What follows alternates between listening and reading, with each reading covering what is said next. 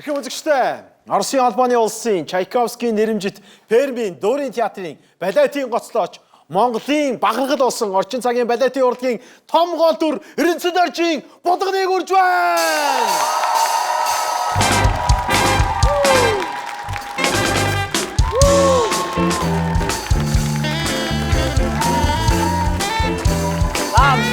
나 허리를 쏘고는 딱. 답답하는.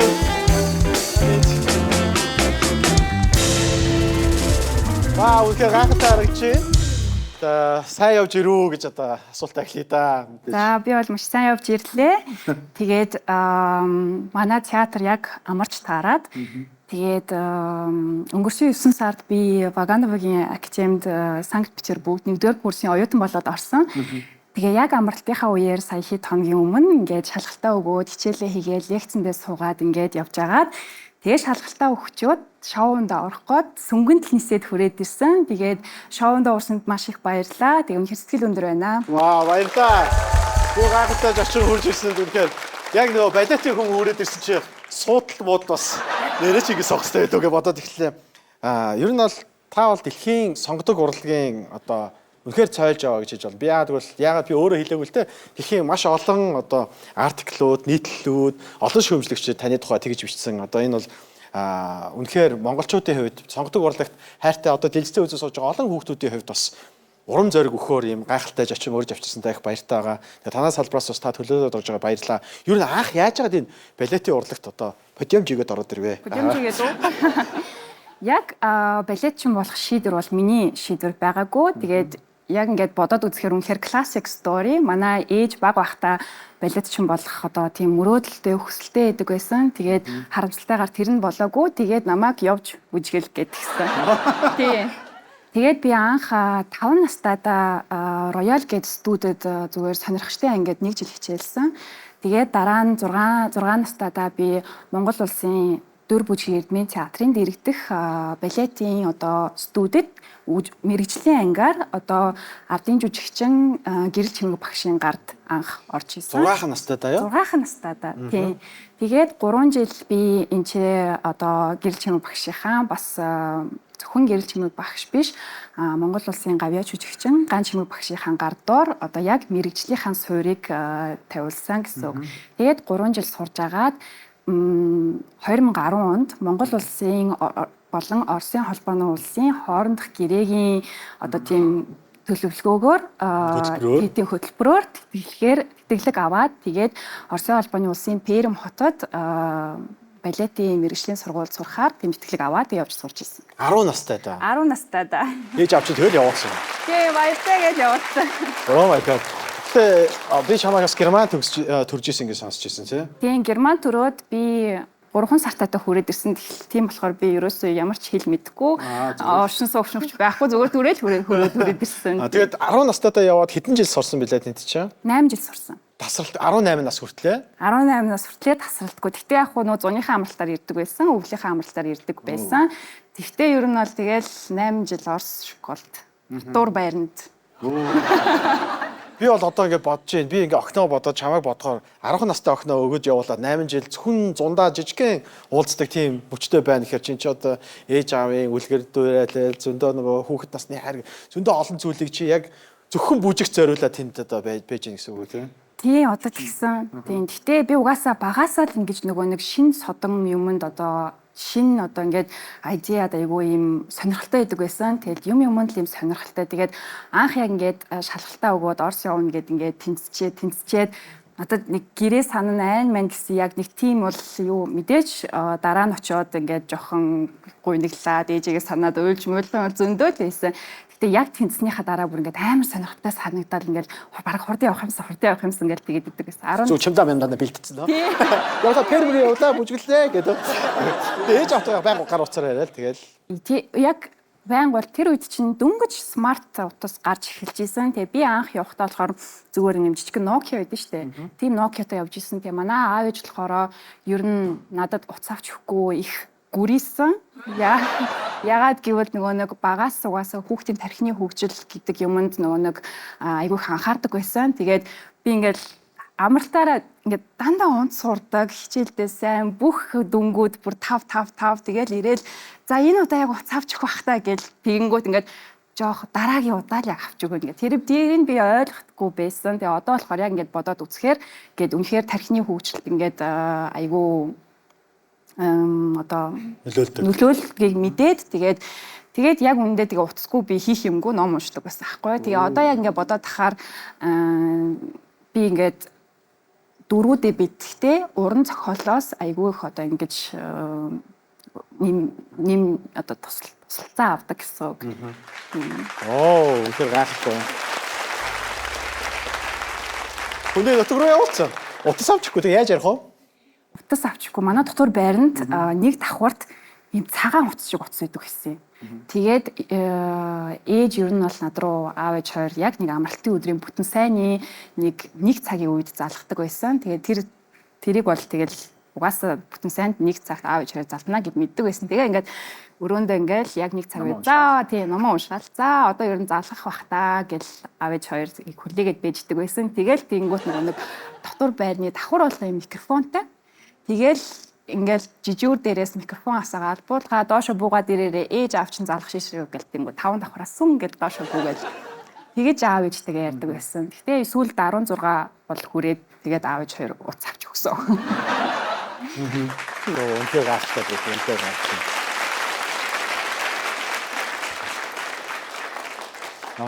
Гэтэ мэдээж нөгөө одоо бол ээж чинь ингээд барьсан одоо хүүхэд байхдаа мөрөөдөж исэн балиачин болох юмсан гэдэг зүйлийг энэ бол чи ингээд тайзан дээр гаргаал ингээд хийж ингэж бүжгэлж ингэж үзүүлж байгаа шүү дээ. Тэгээд ингээд мэдээж яг өөрөөрөө бахархах ч юм уу. Эсвэл хүүхэд байхдаа би яг энэ балиатад тоглох юмсан гэдэг тийм мөрөөдөл эсвэл бэдэг байсан уу чамаа? Тэг яг одоо ингээд бодоод хахаар өсөж явах явцанд ингээд хүний сэтгүү мэдээж өөрчлөгдөж байгаа. Тэг ингээд том болж байгаа. Тэг үе болгонд ингээд янз янзын дөрүүдийг хүсдэг юм бэлээ. Жохон бахта яг сургууль сурдаг бахта эхний 1 жил, 2 жил, 3 жил ингээд би Дон Кихотын Китри гэдэг дүрийг хийхийг маш их хүсдэг байдаг. Энэ дүр нь болохоор нэгдүгээрт одоо хамгийн хэцүү дөрүүдийн нэг. Ер нь тэгэл хэцүү юм л барьж авах дуртай. Тэгээд хамгийн хэцүү дөрүүдийн нэг дараа нь ингээд бодоод биеийн хүч, техник, жүжиглэлт одоо ингээд бүх ингээд эмэгтэй бүжигчний одоо ингээд ур чадварыг шаардсан тийм балет байгаа. Энээс гадна яг жоохон бахад энэ одоо Дон Кихотын яг Хитригийн өөрийнх нь дүр нь өөрийнх нь наастар надад айгуу таалагддаг байсан. Яг гэвэл Испани эмэгтэй бүр юм гал хасаасан ингээд палаж костюмнууд нь хүртэл ингээд улаан бүр ингээд тийм гал ингэж дүрлзүүлсэн тийм дүр тэгээд айгуу дуртай байдаг байсан. Тэгээд би жоохон бахтаа одоо текст бүтэн тоглолтын 3 акт тоглолттой. Тэр тоглолтын одоо бүх текстийг ингээд сурцсан театрт ингээд бэлэн ирсэн. Зүгээр одоо ингээд багштайгаа ажиллаад ингээд дүрээ хийгээл ер нь гаргахад ер нь тийм байсан.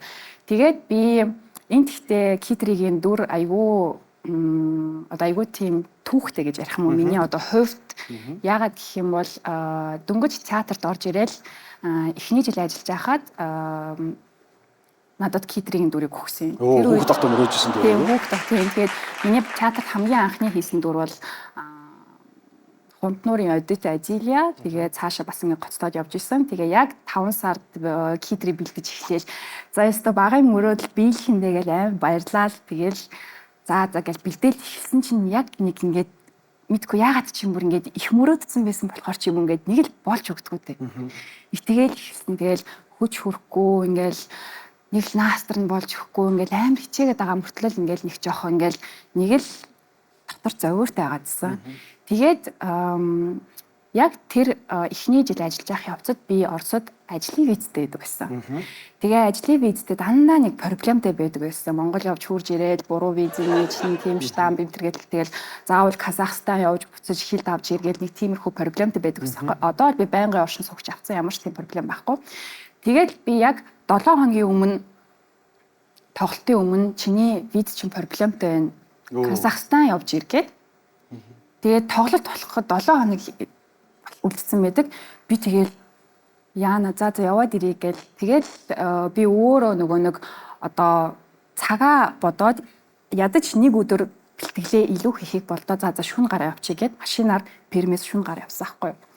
Тэгээд орой гараад явж исэн чинь орой гараад явжгаад Челябинск хотын тэр хавьд аварт ороод. Тийм.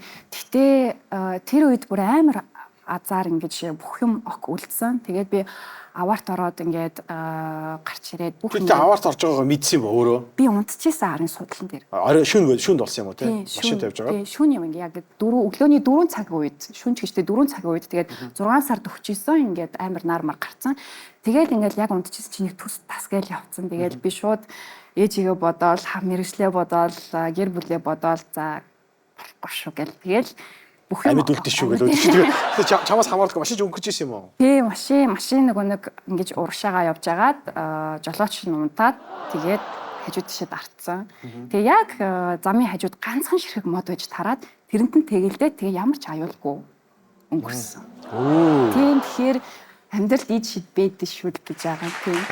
Тэгээд би ингээл гарч ирээл ингээл юу болоод байна ингээл жоохон шууд ингээл тархиндаа ингээл за хаана юу өвдөж гин гэл шууд ажиллаа бодож эхлээл. Одоо би 1 сарын дараа Версальд 14 дугаар Людовик хааны ордонд тоглолт хийх ёстой гэл бүх юмудаа ингэж явж ирсэн. Тэгээд манай надтай цуг явж ирсэн одоо миний документ одоо бүх одоо бичиг баримтыг хариуцж явдаг Гриша гэж залуу байдэ.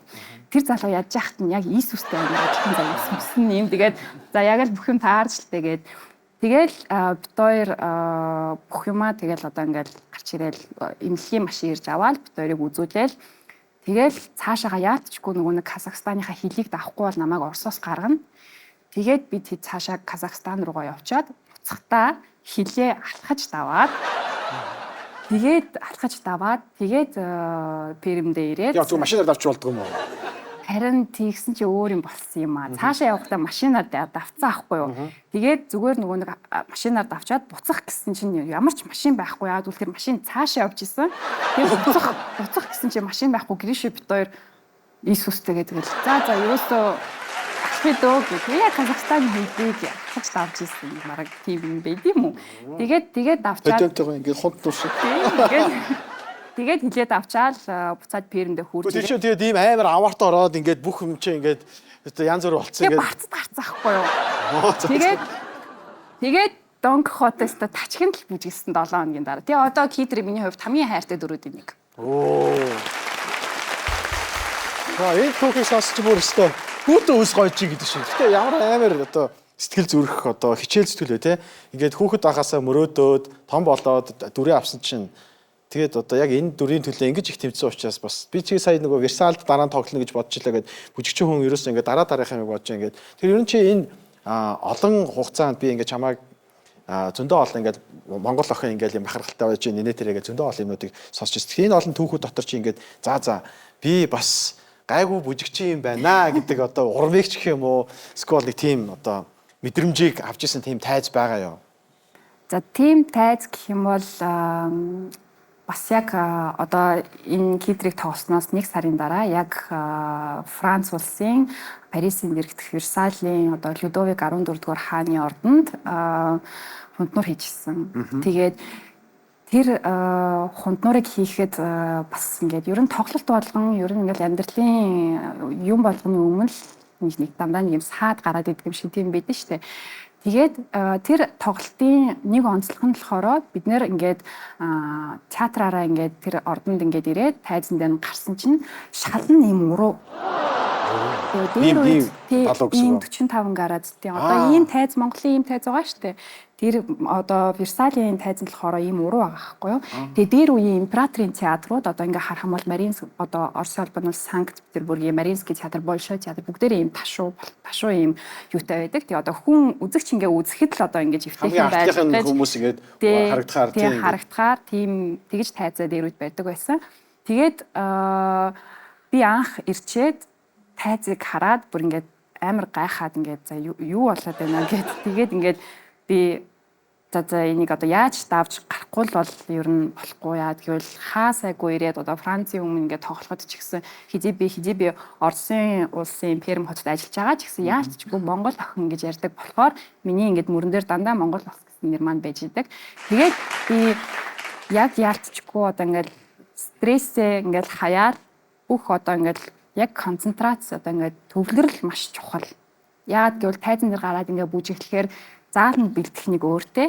Тэгээ яг тайзан гараад ингээ бүжиглэнгүүт одоо ингээ гэрэл одоо эсвэл одоо хажууд бүжгэлж байгаа одоо бүх одоо бүжигчид ч юм уу тэднүүсийнх нь паажныхын шажигнсан юмнууд ингээд янз янзын юмнууд ингээд нэг саад болох гэдэг. Тийм болохоор тийм юм ерөөсө хуурдахгүй яг ингээд төлөвшөөд юмаа хийх юм бол ер нь болдог юм байна. Тэгээд тэр Версаль тоглосон тоглолт маш амжилттай болсон. Тэгээд яг тэр тоглолтын дараа би ер нь бас ингээд за нэг өөрийгөө магтах нь чи юу хий ингээд за болж байна гэж бодсон. Оо үнэхээр гайхалтай.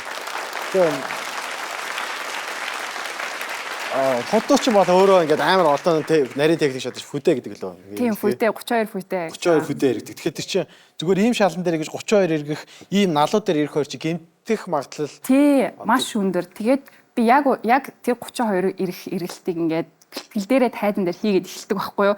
Гэвч чи бүр өөрөшөө оркестр руу яваад орхош унахаа шахаж байна. Тэгээд би яана гэж одоо өвшөөл нуруугаа авахгүй бол болохгүй нэг гэдгээ ингээд нуруугаа аваад ингээд хийсэн чи яг тоглолтын дээрээ зүгээр энгийн шалан дээр урагшилтгаасаа илүү бага яг ингэж нэг цэгдээ 32 иргэжсэн яг тоглолтын дээр. Ахалдаг шүү. Баяа. Тэгээд яг энэ одоо том урлаг гэж хэлдэг те. Энэ балетийн сонгодог урлаг бол бас их тийм төрмөл заягдмал зүйлийг их одоо хүсдэг тийм урлаг болов гэж ахын боддог л да тий. Одоо царай дүрх одоо би хаа өөгдөлгөө зөндөө одоо юм нөлөөлдөг байх. За тэгээд энэ дундаас харахад бол яг хуу өнөөдөр бас ингээд Tonight Show-г маш олон урлагийнхан үздэг тий. Яг жинхэнэ урлагийн өрсөлдөөн гэж маш том юм байдаг болов гэж. Одоо чи хар хүн гэж киног манайхан бүгдээрээ л үзсэн баг. Тэрэн дээр мэдээж уран сайхны нэвтрүүлэг нь бол айгүй хүчтэй байгаа боловч ер нь бол дотоод сэтгэлийн тэмцэл дүрийн төлөөх одоо өрсөлдөөн тий тэр том зах зээл дээр өөрийгөө үзүүлж таниулж чадах тэр өрсөлдөөн гэдэг бол одоо асар том юм явж байгаа шүү дээ тий. Энэ бол гэхдээ цэвэр өрсөлдөөн. Харьцангуй манад бол өрсөлдөөн гайгүй. Яагаад гэх юм бол одоо жишээ нь одоо ясныхаа хөлсийг гартал гэж ярьдаг шүү дээ. Тэр тэгж гартлаа дүр дээрээ ажилласан ч юм уу эсвэл тий нэг кинон дээр юм уу нэг жүжиг дээр үнэхээр чин сэтгэлээ зориулж одоо ингээ хөдөлмөрлөж гарсан гэдэг нь манай жүжигчдийн түүхүүдэд орчин цагт бол их ховдчод байгаа айгу тийм ажлаа их амархан хийждэг болсон тийм цаг үе л дээ. Тэгэхээр яг энэ одоо том Большой театр, за тэгээд Маринский театр, тэгээд одоо Перми театруудад ингээ тоглож байхад энэ өрсөлдөөн дунд ер нь орж үзв үү? Тэр дундаас хэрхэн сурж гарч иж чадсан бэ гэдэг л асуулт байна. Сургуульд байхад бас бид хэдийг одоо 14-5-тай байна уу да. Бид хэдийг одоо Матильда Гшесинская гэдэг Оросын албаны улсын дээр үеийн одоо хамгийн анхны 32 иргэжсэн тэр эмэгтэй балетчны тухай кино одоо ингэж хийж байгаа гэд. Тэгээд тэр киноных нь олонний хэсэг одоо бүжигчдийн кардебалетийн хэсгийн Перми сургуулийн хүүхдүүдийг дуудаж байна гэдгсэн аахгүй. Тэгээд тэр явах хүүхдүүдэд нь миний нэр тэгээд манай ангийн охины их мөнх гэдэг одоо бас Москвагийн Станиславскийгийн театрт бүжиглж байгаа. Тэр бит хоёрын нэр орсон байсан.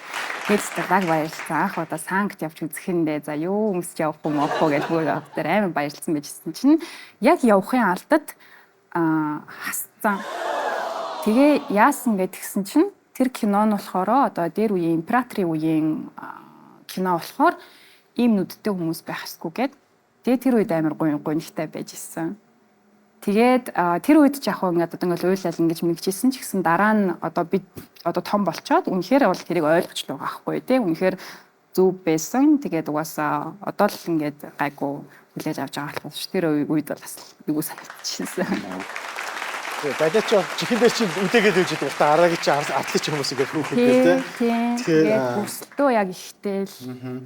Би одоо ингээд яг чиний маш олон ингээд дөрүүдийг харж байна. Одоо яг энэ дээр манай болгоны тоглосон одоо дэлхийн баг бүх сонгодгуудын бүх гол дөрүүдийг дэлхийн том гэсэн одоо нэртэй театруудад нэртэй том өрсөлдөөн дундаас ингээ гараад ирсэн. Гэхдээ чиний яг мөрөөдлийн дүр чинь яг ямар дүр байдаг вэ? Чи ямар дүрийг ямар тайзан дээр одоо яг тэргийг ингээ хийх юмсан гэж хүсдэг тийм мөрөөдлийн дүр байдаг вэ? Миний хувьд яг одоо Жизель одоо хамгийн зүрхэнд орсон балет маань байгаа. Ягаад гэвэл драматик хэсэг одоо ингэж галзуурдаг хэсэг гээд тэгээд олон хувирлалтай тийм олон хувирлалтай тэгээд энэ балет маань болохоор одоо фантастический балет гэж явдаг байгаа. Эхний үзэгдэл нь одоо чи ингээд яг хавар шиг ингэж гэрэлтэж байгаа. Ингээ гинэн цайлган одоо ингээ дурлсан одоо яг тийм хайрлсан тийм одоо охины тийм тухай. Тэгээ дараа нь яаж одоо бүх амьдрал нь ингэж нэгдүгээр үзэгдлийн төгсд ингэж дуусч бүр ингэж шил хагарж байгаа, болор хагарж байгаа юм шиг ингэж бүх одоо ингэж зүрх нь бутарч өөрж байгаа те. Тэгээ дараа нь хоёрдугаар үзэгдэл нь болохоор ингэж бүр яг ингэж энэ нэгдүгээр үзэгдлээс шал өөр, тис өөр бүр ингэж яг сүмс шиг ингэж байхгүй юм шиг мөртлөө ингэж яг ингэж тайзны ингэж дээгүүр ингэж нисэж байгаа юм шиг тэгэж гүйдэг одоо тийм шал өөр одоо ертөнцийг харуулах ёстой гэсэн үг. Тэгээд яг энэ онцлогуудаараа Жизель бол миний хувьд маш зүрхэнд орсон. Тэгээ би өөрөө ч айгүй дуртай дүр байгаа. Тэгээд яг одоогийн байдлаар хизээ Монголдо энэ өөрийнхөө хамгийн хайртай Жизель дүрийг Монголынхон үзэгчдэд зориулж бүжиглэнэ гэсэн тийм бодолтой л явж байгаа. Тэгээд чи бүжигдээс чамаа бүжиглэхийг бүх монголчууд хэсэг яадаг хүлээж байгаа. Тэгээ бидний тавьдаг Жизель бас арай өөр байдаг бах тий. Тий. Монголын тавилт болов. Тий сая гэхдээ миний мэдхийн одоо сүүлийн жил байна уу да хагас жил байна уу да яг одоо миний тоглохыг хүсэж байгаа. Одоо классик тавилтаараа Жизель явж байгаа. Тийм болохоор өчнөө ингээд тайзан дээр энэ тэнд олон улсуудаар ингээд тоглоод явсан. Тэгээ яг Монголдоо л ирж Монгол үзэгчдтэй одоо ингэж өөрийнхөө Жизелийг хүргэх юмсан гэсэн одоо тийм мөрөөдөлтөй явж байгаа. 이거 гайхалтай байлаа. Өнөөдөр бидэнтэй хамт Балетчин Булган байлаа. Таавал